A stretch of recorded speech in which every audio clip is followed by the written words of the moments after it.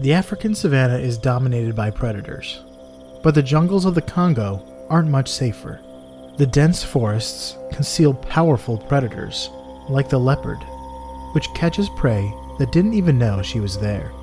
Today, poachers are even more dangerous, taking game with dwindling numbers. Where's an African ungulate to find refuge? Only through a toolkit of stealth and evasion that's unheard of among large creatures.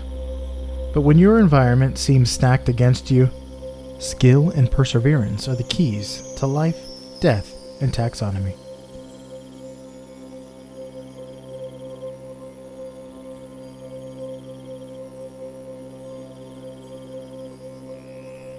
Welcome back to Life, Death, and Taxonomy. It's your 30 minutes of interesting animal information. I'm Joe. And I'm Carlos.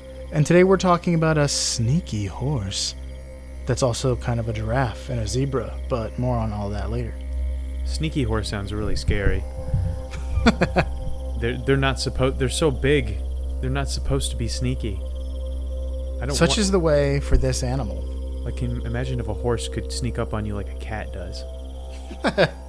You're just like, I think I hear something, and there's a horse on the back of your couch.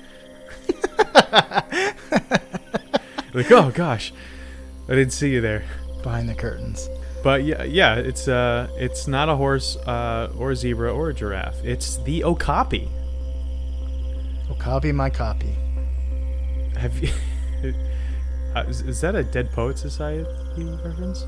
Yes, and I think that's a reference to a poem. Oh, Captain, my captain. Yeah. So going to Disney has trained me for this moment. Because the one of the first animals you see on the Kilimanjaro safari is the Okapi. And you're like, hey, look at that zebra. And then, of course, you get reprimanded and thrown out of the bus for such a heinous comment. Into the alligator pit. Yeah, and that's when the tour guide says, it's actually not a giraffe. Or not a zebra. It's related to the giraffe family. Which is why people call it the zebra giraffe, the forest giraffe, or the Congolese giraffe. All very good. They're like cousins. Yeah. But we're going to call it here Sheriff John Stone, which I'll explain later, and the Chuff of Legend. Okay. So let's taxonomize this so I can explain at least one of my nicknames.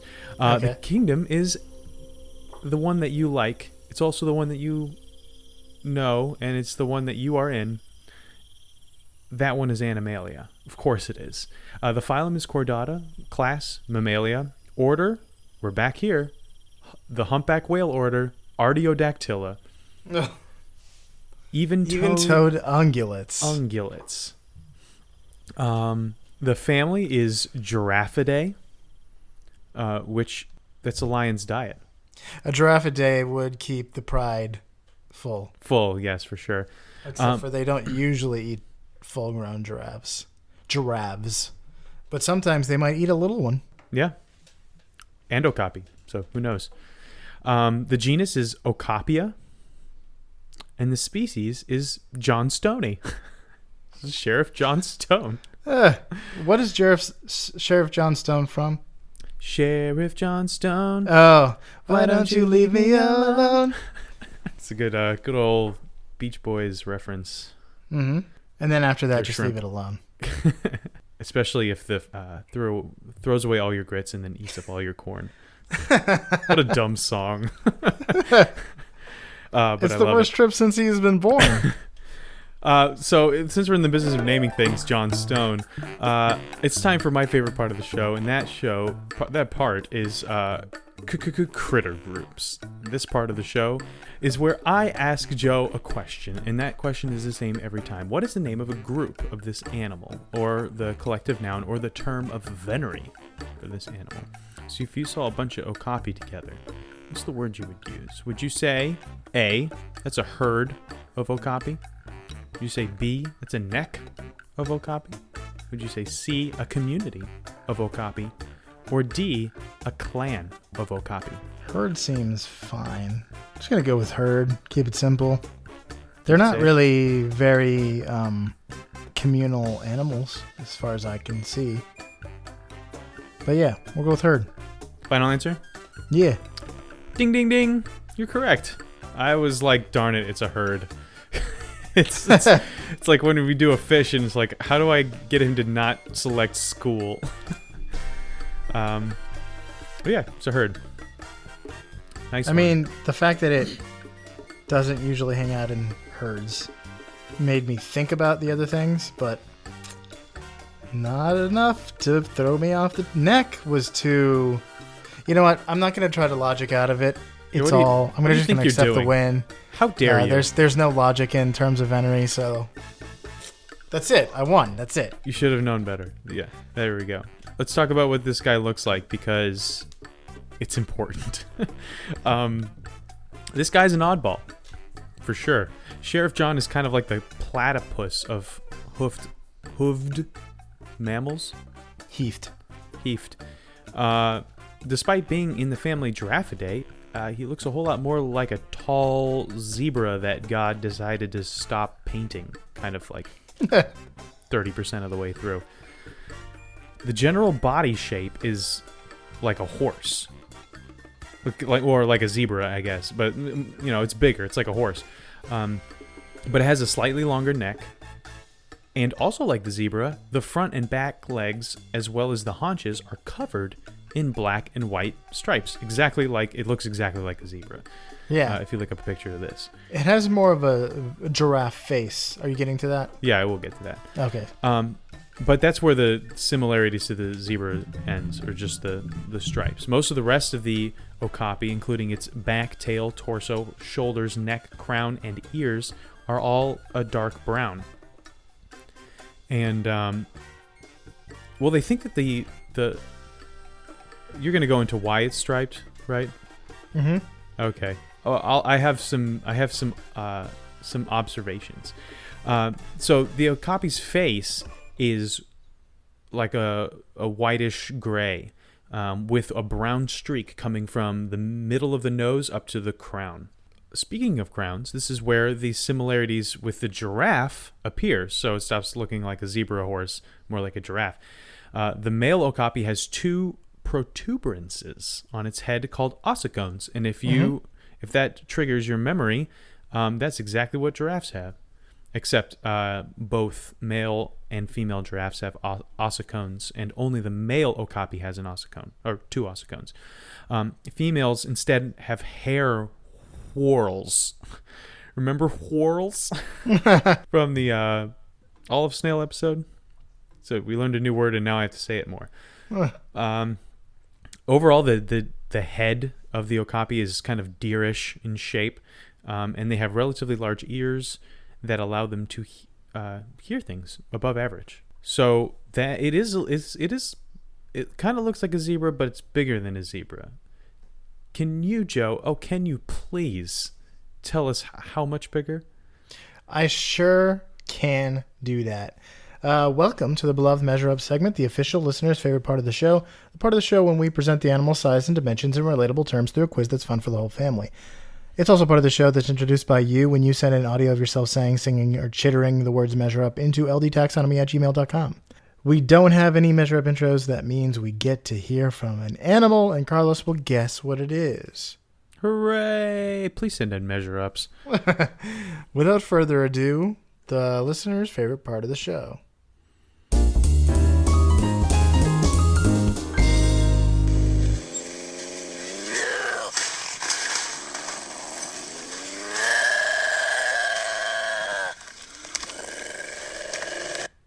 Lawnmower rabbit.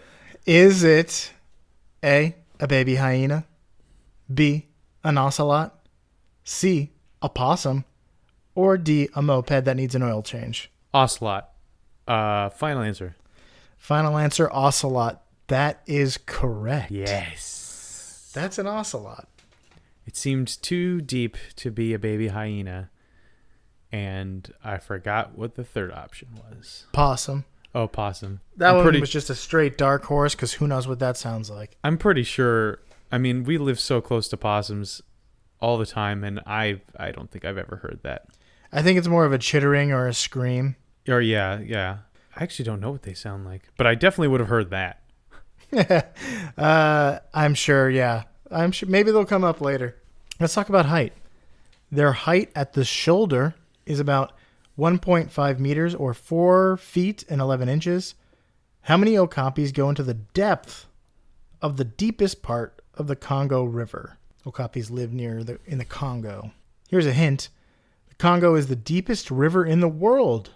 Did you know that? That's good to know. I did not know that.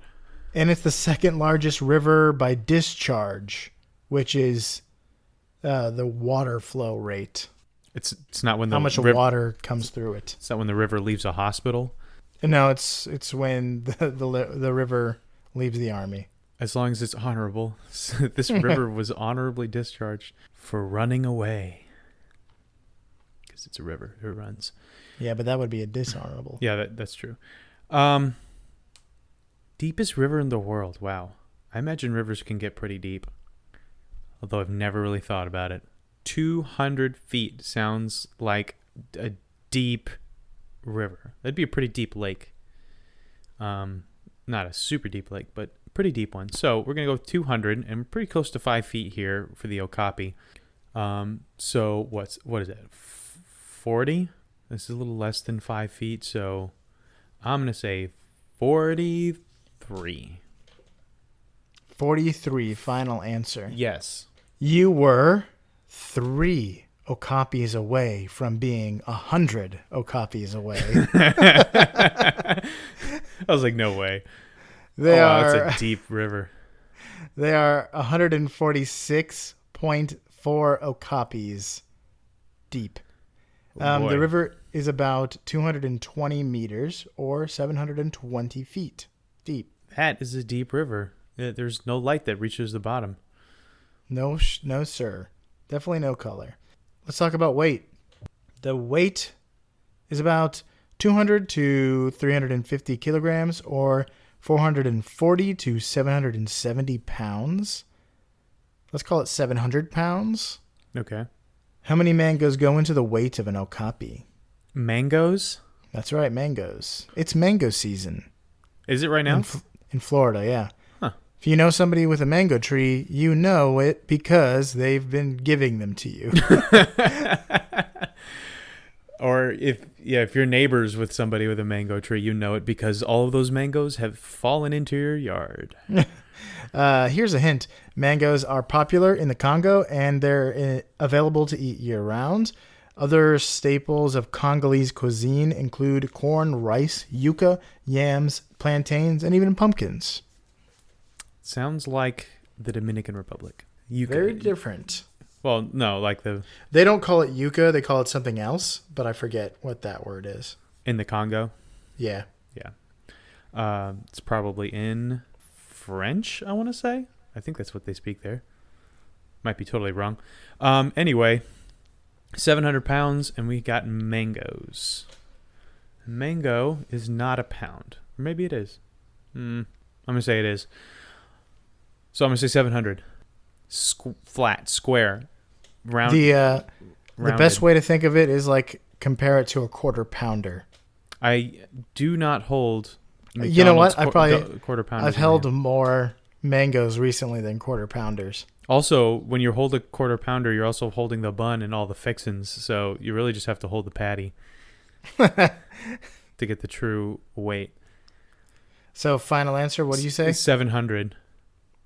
700. Because you think it's a pound? I think a mango is 1 pound. Alrighty. The correct answer is 1,587. Oh, so mango is half a pound. They're about 200 grams on average. That's all I got. All right. Time for fast facts. As you mentioned, they live in the Democratic Republic of the Congo, which is located in the center of Central Africa. It's about as central as it's a big old country. It is a very big country. Their range is not the full country, though, so they're kind of limited to the northern portion, northeastern portion. I wonder if they hang out with mountain gorillas. Because they're also from the Congo. Probably. I don't imagine they would care much about each other. They eat different things. Speaking of what they eat, the okapi is a herbivore and eats leaves, flowers, grass, ferns, fruit, and fungi. And to eat this stuff, they use their 18-inch long tongues to grasp tree branches and fruit, which is similar to the giraffe that has a really long tongue. I want to say prehensile, but don't quote me on it for the giraffe. At least post-hensile. Yeah, I think it is prehensile because the okapis is prehensile. Is and it they're very definitely? Similar. Yeah. Yeah, so they can... Aren't all tongues technically prehensile? Like if you had a long enough tongue, you could grasp things. I guess. Just, is it the ability to grasp? I think so. Or is... enough dexterity to pick things up. Like Yeah.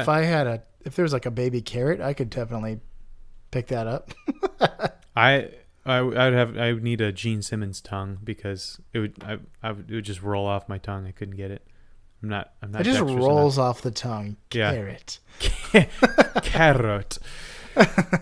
So the okapi only has 3 sounds that they make because their vocal cords are poorly developed.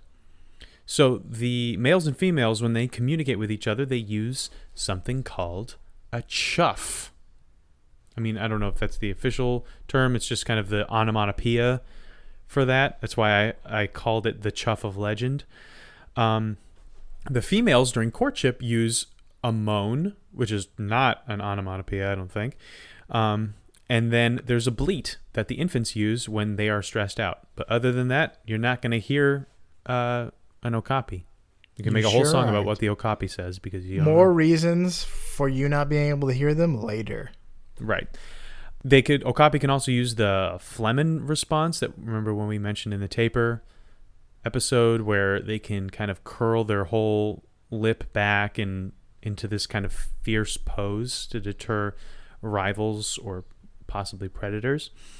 And speaking of predators, they're usually attacked by leopards, but the greatest threat to them is humans because they're pretty... The most dangerous game. The most dangerous... Yeah, who's the monster here? It's humans. They're pretty endangered because they've been hunted and there's been a lot of habitat loss in their small region. And I actually saw something where the Okapi Wildlife Preserve headquarters was attacked in 2012 by a gang of poachers that killed 6 guards and poached 14 okapis. Yeah. That is...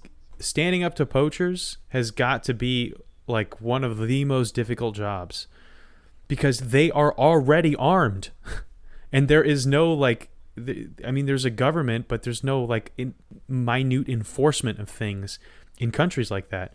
So, if you and 10 of your friends with guns want to go start poaching, it's going to take me and 10 of my friends with guns to stop you. There's a documentary about these rangers in the Congo, and it's specifically centered around gorillas, protecting gorillas. Mm-hmm. But these rangers are really up against a lot because they don't get a lot of help from the government because the government has a lot to deal with in the Congo, or the Republic of the Congo. So this documentary is just how they're basically on the front lines. They're armed, but they don't have huge numbers, and they're the only thing standing between gorilla annihilation and these poachers. So it's pretty crazy. Being a ranger is a hardcore job in the Congo. Or just anywhere in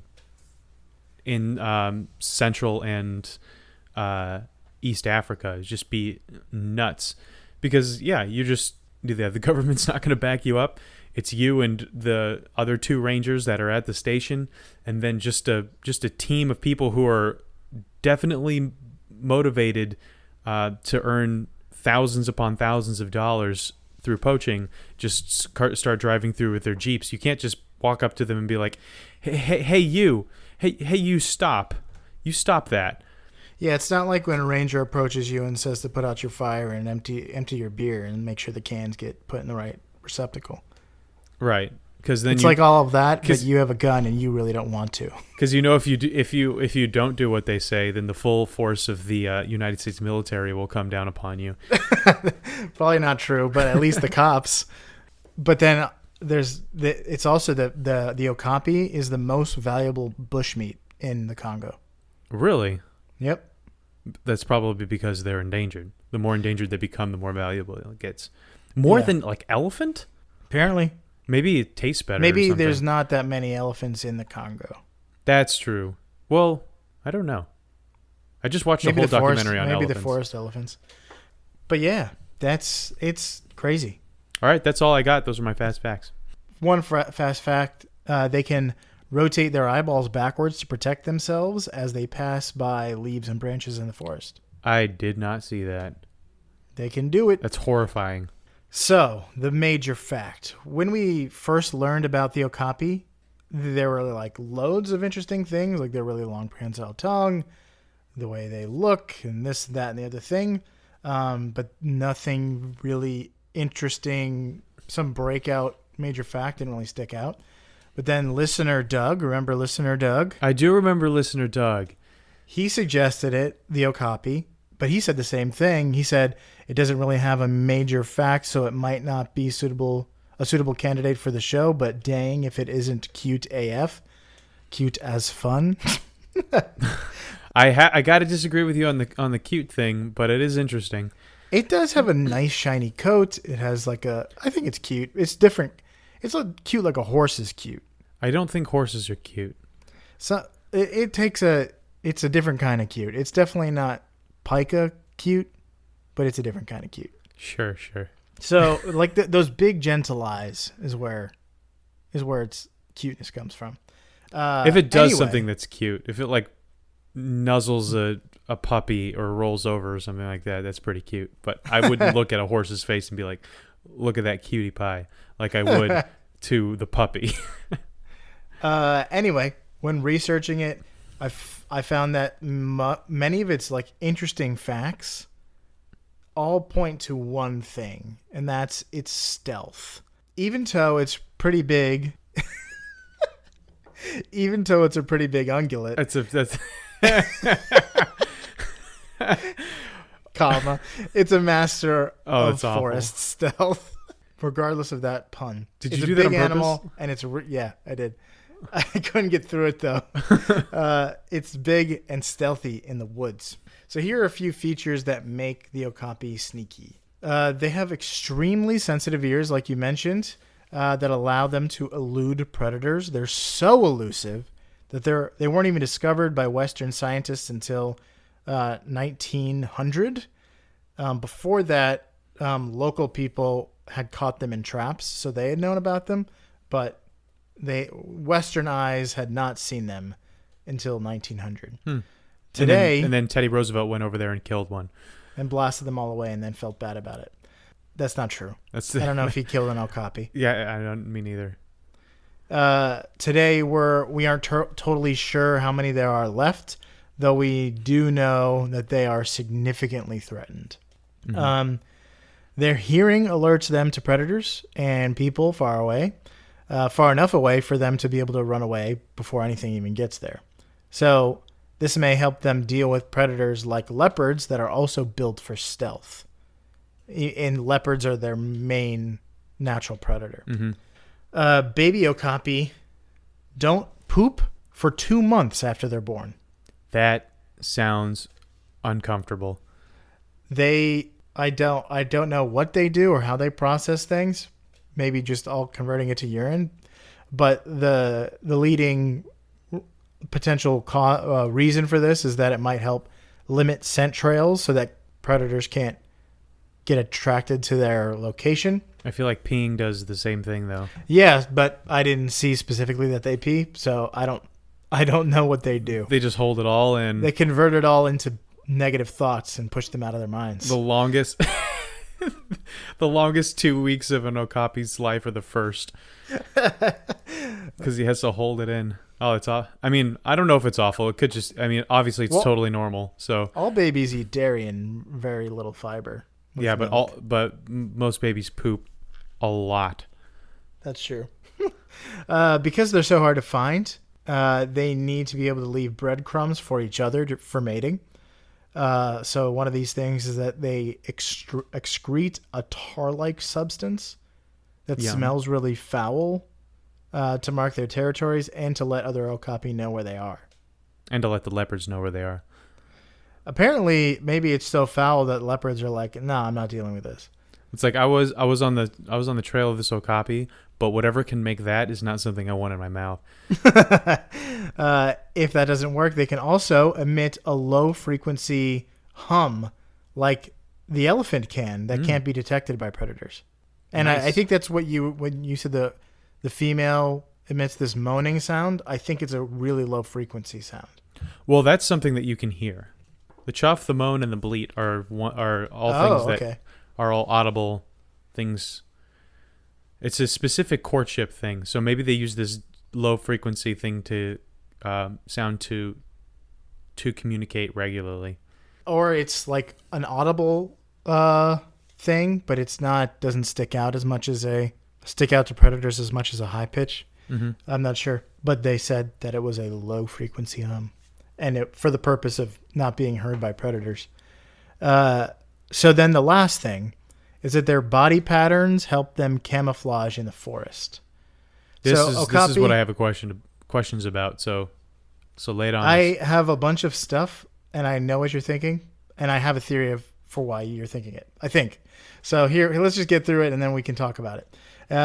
So the Okapi are brown, black, and white with strange and distinct color patterns. So they're even distinct from each other, and their patterns are thought to be as unique as fingerprints. Like the zebra. Yeah. But why do they have a zebra-like stripes, and why does that help with camouflage? Mm-hmm. So when it comes to zebras, it's not all about camouflage in that it's designed to, make you blend in with your surrounding, because the savannah is not black and white. There's a lot of gray areas. Instead, it's confusing predators that would try to isolate and pick off an individual. It's pattern disruption. Right. So that they can't see the outline of a zebra because there are 100 other zebras behind it. Right. So if you can't focus on just one zebra, it can be hard to catch. We talked about the same thing with some school of fish. When we talked about that shark with the tail. The tail whip? The thresher shark? The thresher shark, yeah. So like schools of fish do the same thing, where it's like their shiny colors and stuff like that make them difficult to pinpoint. Mm-hmm. So for Okapis, it's more about breaking up their silhouette against the forest backdrop. So like you just mentioned, this is called disruptive coloration, or I forget what you said. I said pattern disruption. Yeah, pattern disruption. And it's used by loads of animals and people that wear camo. This type of camouflage uses patterns to break up uniform or repeating patterns to create a natural random visual pattern to match your background. So this is different, but it's related to the more sophisticated camouflage that's designed to completely mimic an object's surroundings. So like a chameleon or actually chameleons don't camouflage. They change their color based on mood. Isn't that weird? They're like mood rings. They're feeling blue. They feel sad, and then whenever they're on something blue. Well, like if they're agitated, they'll turn like orangish yellow and that kind of stuff. It works. So this pattern disruption, this disruptive coloration, it works because landscapes are rarely uniform in color, except in snow. So even in a verdant green forest, it will have random light and dark patterns as light and shadows mix together, greens, browns, dark patches, light patches, the light streaming through the leaves to make spotted patterns on this forest floor, all kinds of mixed up shades and colors. So the Okapi doesn't need to look like a forest per se. It just needs for you and leopards to miss it when scanning the landscape for an object that sticks out. So a monochromatic outline would stick out against the bespeckled forest landscape. Bespeckled. And there's a nice little diagram if you look up the Wikipedia page for disruptive coloration. There's a diagram of a fish against a dark background. So like the dark, just void of the ocean. And then a completely like monocolored fish sticks out like a sore thumb. But then they showed a striped fish against like a reef background and how much harder it is to see. Even though, you know, if you just look at it and you're like, that's a striped fish, it works with its backdrop. I see. Even though it doesn't I'm exactly. looking at it now and I see what you're saying. Yeah, so it doesn't exactly have to look like, you know, real camouflage. Real camouflage is like, so like in actual camouflage, like that people wear, there's real camo, which is like you're wearing a shirt with tree branches, pictures of tree branches on it. Yeah. John You've Deere seen stuff. that. Yeah. I've And seen then that all there's the the time. like more military, just like color disruption. The classic camo, that's color disruption. It's not like a ghillie suit. You're not trying to like become a bush. hide in plain sight. You're just supposed to like kind of hide your silhouette from scanning eyes. So then disruptive coloration often uses high contrast patterns, as in leopards, as in the Okapi, which means light colors and dark colors together. So as with the Okapi, disruptive coloration can also hide telltale features. Like if you have a tank and you're trying to hide specific things that make the tank look like a tank, you're only going to hide those things.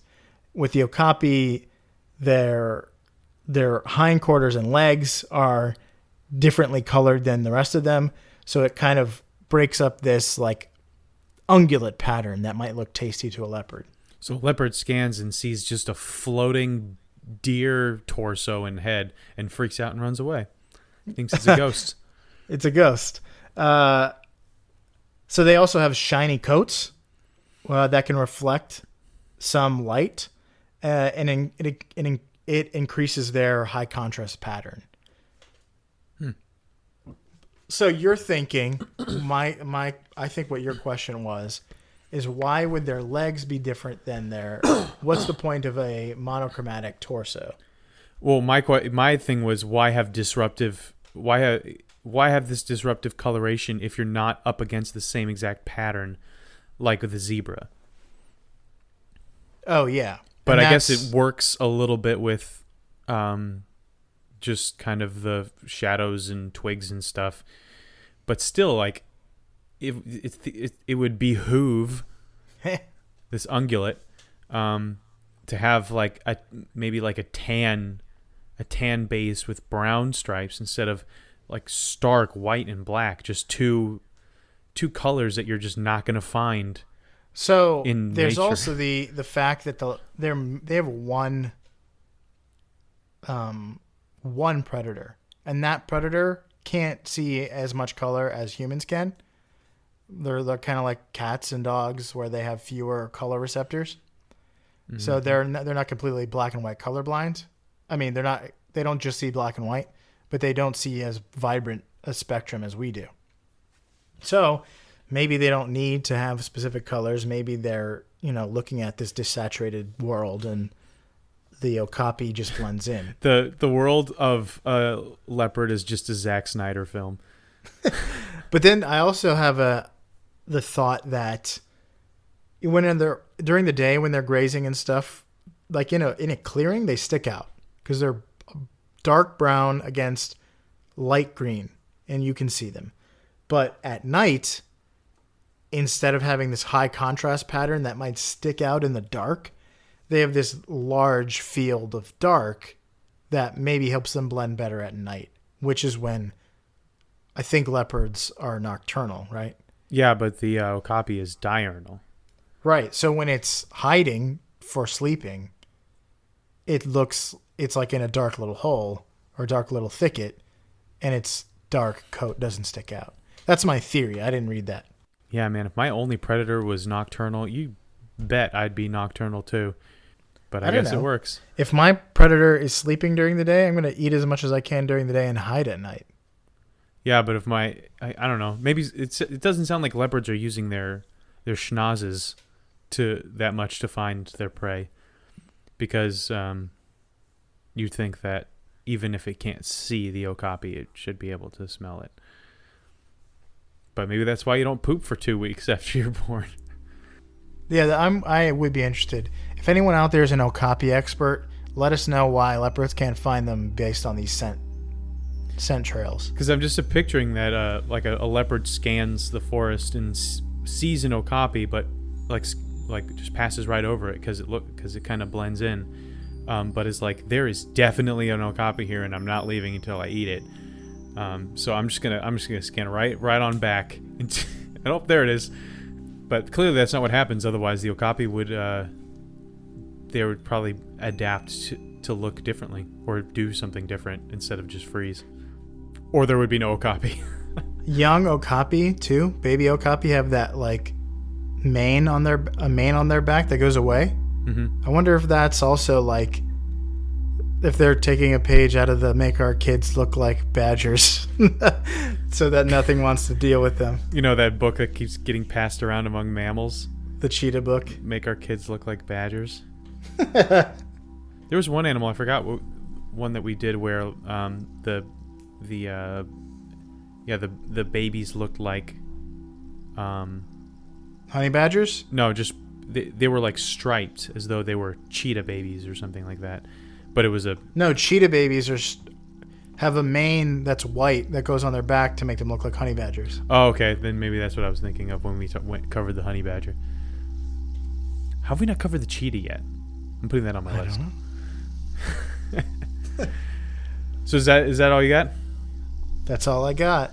Well, that's the okapi. If you want to see one, head to Disney World in Orlando and go on the Kilimanjaro safari, and it'll be one of the first animals you see.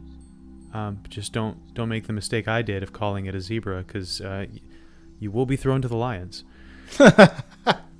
So for you out there in Podcastia, be stealthy, chuff to your fellow herbivores, and don't be afraid to strut your stripes like the okapi here in life, death, and taxonomy.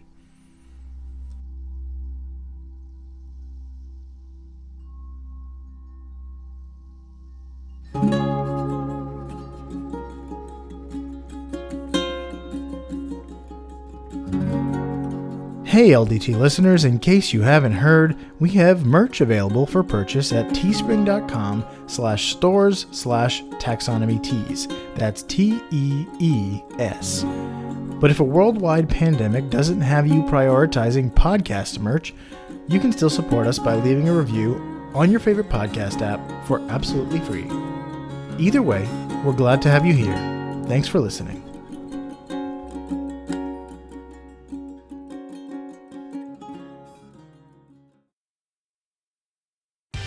Life, Death, and Taxonomy is my favorite in the world podcast. That advice will play well with the vegan audience. Chuff to your fellow herbivores. It sounds like you could make a boutique. Chuff does sound like a vegan food because it sounds rough and fibrous.